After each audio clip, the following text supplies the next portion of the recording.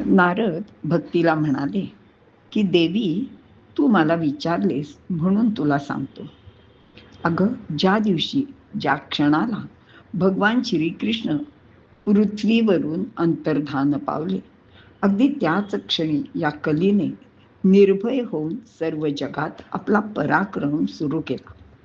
ह्या कलीने कल्याणाचे सर्व मार्ग बंद केले आणि नरकाची द्वारे आणि रस्ते मोकळे करून दिले. ज्यावेळी परीक्षितेने ह्याचा शिरच्छेद करण्यासाठी तलवार उपसली, त्यावेळी हा परीक्षिती राजाला शरण गेला, त्याच्या पाया पडला आणि त्यामुळेच राजाचा नाईलाज झाला आणि त्यांनी ह्याला मारले नाही.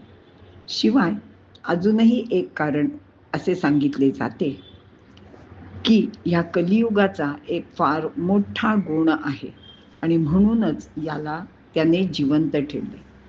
आता तू विचारशील की तो मोठा गुण म्हणजे काय? तर इतर युगात जे फल तपाने, योगमार्गाने, समाधीने, यज्ञ यागानेही मिळत नाही, ते सर्व फल कलियुगात फक्त नामस्मरणाने मिळते. केवळ अनन्य भक्तीने, नामस्मरणाने सर्व पातके भस्म होऊन भगवत कृपा होते. कोणीही मनुष्य मुक्तिपदाला जातो. हा एक मोठा गुण या कलियुगात आहे.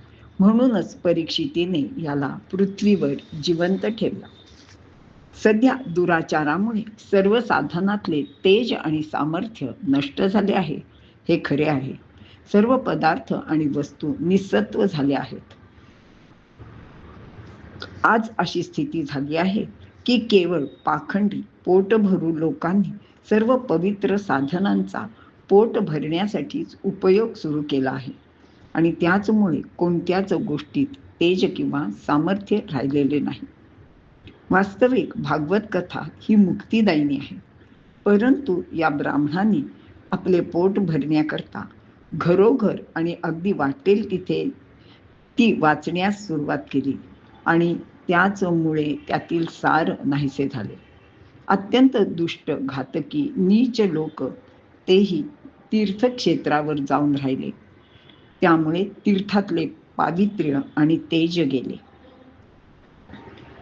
काम, क्रोध, लोभाने परिपूर्ण असलेले दांभिक तपव्रते करण्याचे सोंग घेऊन पोट भरत आहेत. त्याचमुळे त्यांचेही तेज नाहीसे झाले. मन इंद्रिये ताब्यात नसलेले पाखंडी शास्त्राध्ययन करून धंदा करू लागले आणि ते त्या सर्व गोष्टी निष्फल होऊ लागल्या.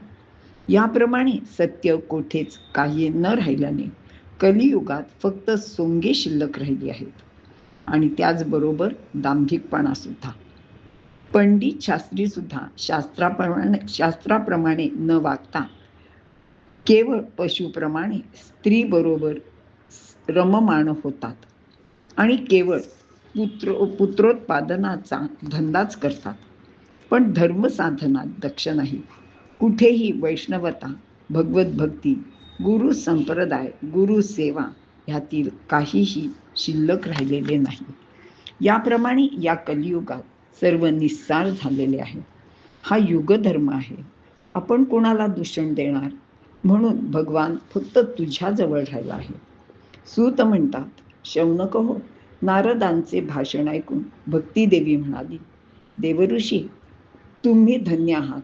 माझ्या भाग्यामुळे तुमचे दर्शन झाले.